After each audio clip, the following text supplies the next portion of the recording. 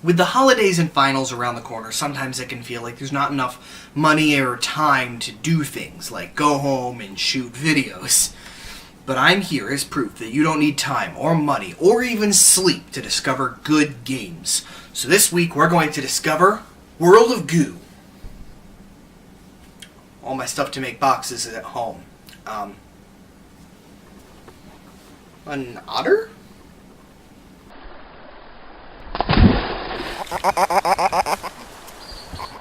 Alright, let's get one thing out of the gate right away. This game is weird.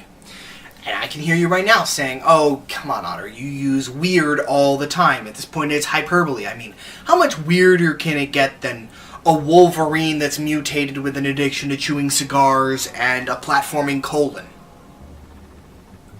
Take a look.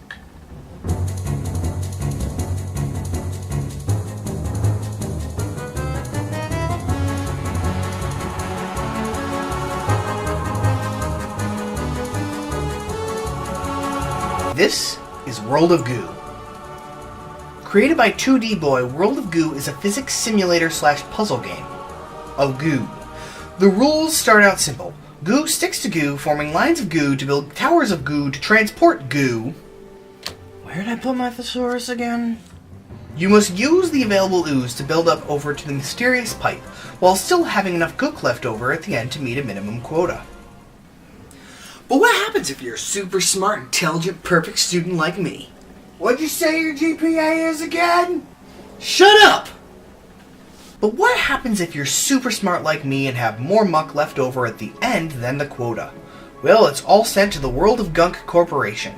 There you can use it to build the tallest tower ever in a free building sandbox of goo. In each level, the sign painter has already been and gone, leaving hints, clues, and rambling musings behind for you. He also introduces you to the different types of guck in this world. How many can there be?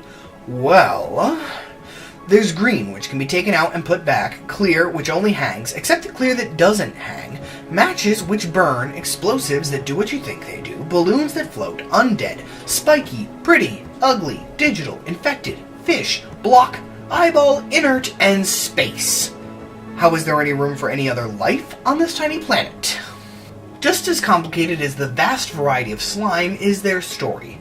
The game quickly moves from the innocent, idyllic meadows of mire going towards pipes to glop flying away in the air, never to touch down again. How did we get there? Yes. There's not long to dwell on it though, because we're moved right along to Chapter 2. The puzzles start to get a little bit more difficult in this level and have more of an air theme to them thanks to the copious amounts of balloon mucus. You can hang off the edge of cliffs, float through the sky, hover over windmills, and more. All the while, the sign painter is leaving hints about a power source somewhere on the island that existed a long time ago. How does it work? What does it do? Don't worry, everything may eventually become clear in time. There are now special red pipes that only allow pretty slimes through as well, and you're given the least functional item in any game ever, the whistle. This item is my only real complaint about the game. In theory, the whistle attracts loose fluid on the stage to wherever you're using the whistle. However, in practice, you will attract a small number of them to you, which will then run away instantly while you wait for the others to arrive. The padding seems to lose its mind while trying to bring them to your whistle, resulting in a lot of running back and forth and coming nowhere even close to where you're trying to guide them. Lots of times, it's actually more useful and quicker to simply wait for them to go where you want them to go on their own. This then makes puzzles where you must balance everything a thumbtack in the otherwise delicious taco. The goobles have weight and can tip everything off balance, and attempting to use the whistle to shift them to create balance tends to guarantee failure more often than it does help. But it is still a delicious taco, and thumbtacks aren't hard to spot and pick out with minimal bloodshed. So back to the story. The worldwide generator is unveiled in an event to rival Hollywood chicanery. The generator is a giant woman, who was the most beautiful thing in this world. It turns out that beauty is a liquid chemical, and if you try to tell me that those bowls are made out of beauty, I will call you a liar. And a really bad liar at that. And a liar who hasn't played the game, because the liquid froze up her face to restore her beauty and return power to the world. That means the beauty product made out of the goobles is essentially Botox. So, the animated secretions are some kind of bacteria and poison. Stop sounding adorable, Poison. Chapter 3 takes the setting into the factory of the island, as the newfound power source allows the world of Illuvium to unleash a new product, the Third Dimension. Yes, the living mucus has made its way to the information superhighway. How on earth a colloidal solution that has achieved mass sentience can exist in a digital subspace, I'm really not sure. But then again, balloon mire can exist in both an inflated and deflated state, and the undead broth can be living and dead, so clearly we're on a new level of quantum theory here, so I'll just make my peace with this reality. Scientific joking aside, the game really starts to come into its own in some new ways in this chapter.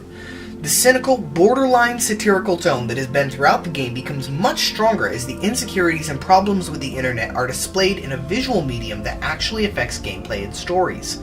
Stealing chats between users of a chat room is part of solving a puzzle, unstable servers make balancing a living hell, and Mom is always watching. Yes, Mom is the barely hidden analogy for Google, Microsoft, Apple, and Big Brother, and she becomes instrumental. We decide to destroy the corporation for reasons? Maybe we didn't like the whole being forced into a third dimension?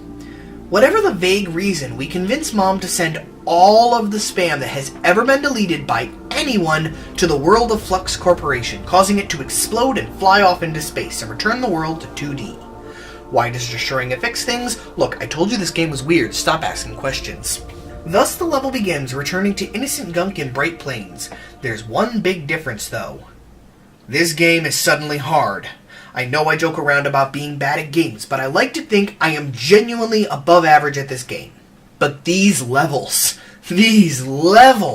everything that was introduced before is ramped up. The designers give you a bunch of skips for levels, but I never had to use any until this last area. But once in this area, I could not beat some of the levels without skipping them. I'm not even complaining, because those skips exist for failures like me. I'm just disappointed in myself, honestly.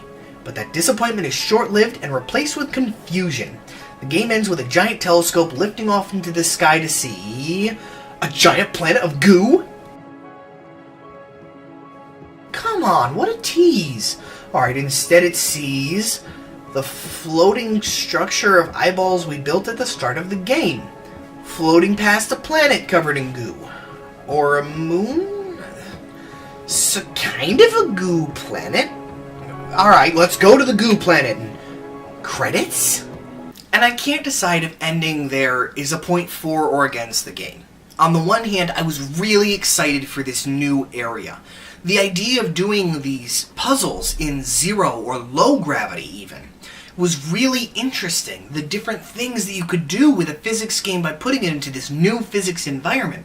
And how would all of the platforms have come up? Maybe there were going to be sections of levels where you created the structure work from the main planet up into space to the smaller planet or moon or whatever it is that was covered in goo.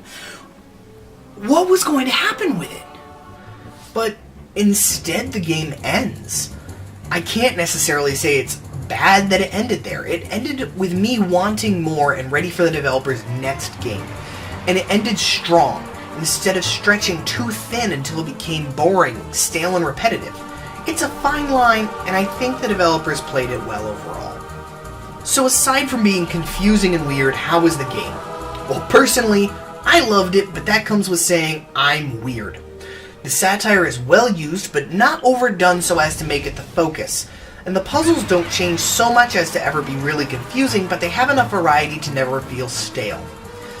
And most impressively of all is that this came from a two-man studio.